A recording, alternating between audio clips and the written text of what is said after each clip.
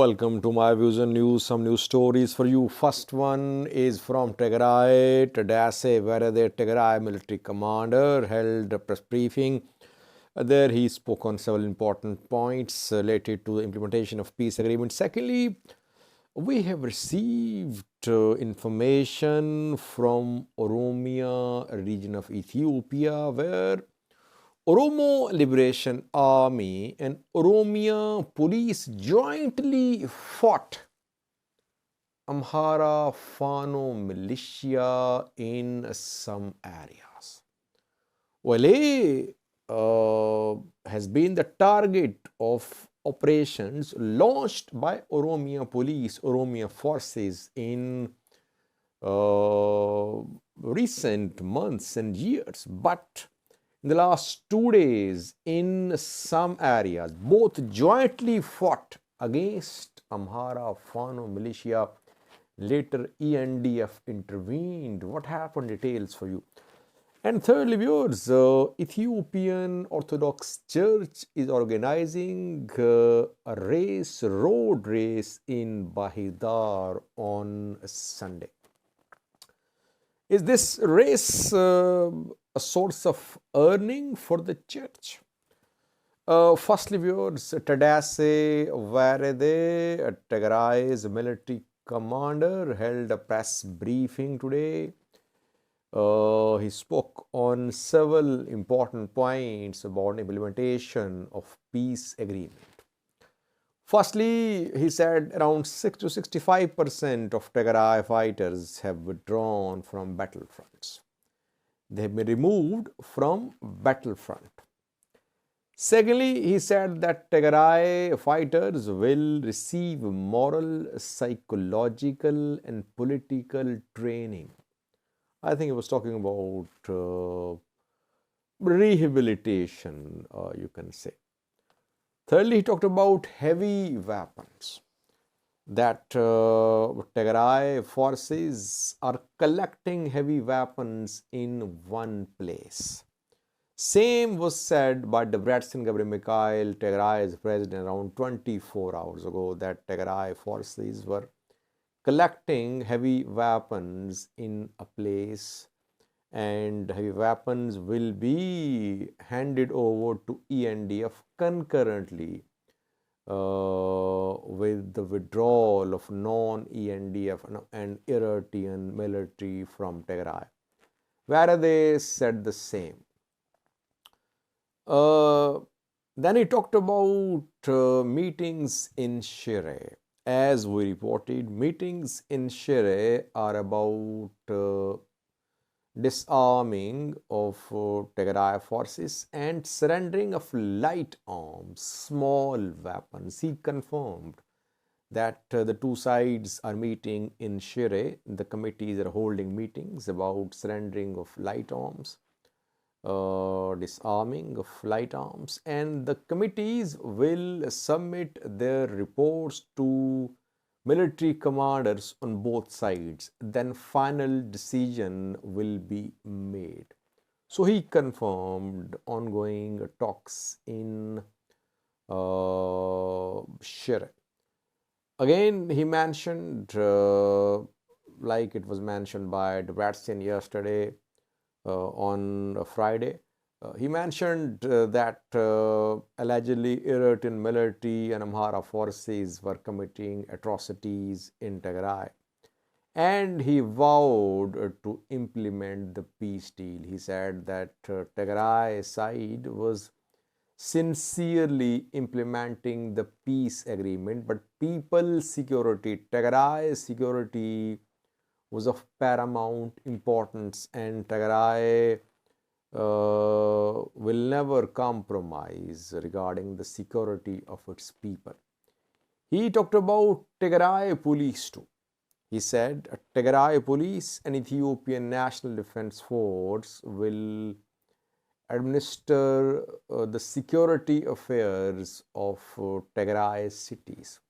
It means Tigray police is in the making. As we reported in a previous video, that Tigray police had taken over the security affairs in Adagarat.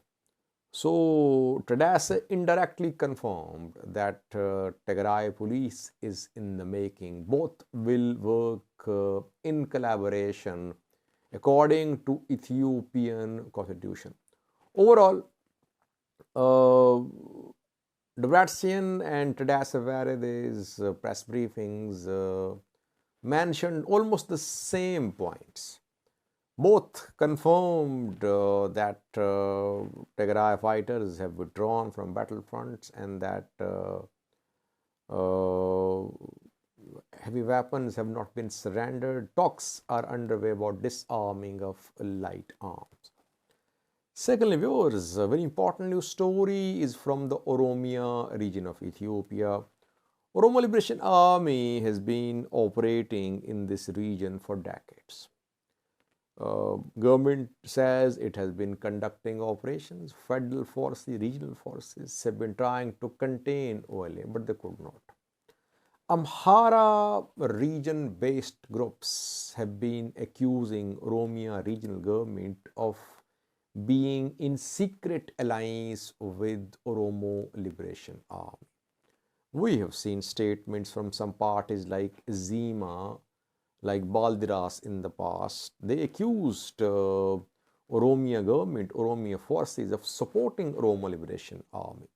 But obviously, Oromia regional government, Ethiopian federal government, they deny the collaboration between OLA and Oromia forces. But within the last 72 hours, reportedly, Oromo Liberation Army and Oromia police jointly fought against Fano militia. That is what we learned through some sources from the ground. We know that in some areas of East Valaga, North Chava, Horogodoro, there has been fighting for the last 2 to 3 days. Heavy fighting, hundreds killed, around 400 killed so far, around 400,000 displaced. Jawar, in a message today, confirmed the gravity of the situation. Now, what we have learned is that in some areas, Oromo Liberation Army and Oromia police jointly fought. In Kiramo, which is in East Valaga, and in Agamsa, reportedly the two jointly fought. It is being said by some pro-OLA sources that Amhara Fano militia entered Agamsa and Kiramo. That is why OLA and Oromia police jointly fought against Amhara Fano militia. But then ENDF intervened reportedly. ENDF has arrested some members of Oromia police. Why? Because Oromia police members and OLA were jointly fighting in alliance. That is why ENDF intervened and it arrested several members of Oromia police. Situation is very volatile. Amharic news sources claim that attack was from OLA Oromia forces side on ethnic Amhara civilians living in Valaga, in Shore, North Shore. On the other hand, OLA, pro-Oromia government sources unofficially say that Amhara Fano militia entered Oromia region. Whoever started this conflict around 2 days ago, fighting is in Oromia. It's not in Amhara region of Ethiopia. Relative calm is returning now because Ethiopian National Defense Force, its large contingents have arrived in the area. But ENDF was already in Nakamte. From Nakamte to Angergutten, it's around 50-60 kilometers distance. And ENDF took around 24 hours to reach there where there was fighting, where hundreds have been killed. What was ENDF waiting for? Whatever the reason was, Ethiopian National Defense Force intervened very late. 100 skilled fighters, civilians on both sides, large number of casualties is being reported. And Amharic news sources are also accusing OLA and Oromia forces that they were in alliance. And they deny the entry of Fano militia in Oromia, but it happened reportedly. Fano militia did enter Oromia, and later we saw alliance between OLA and government forces against Fano militia.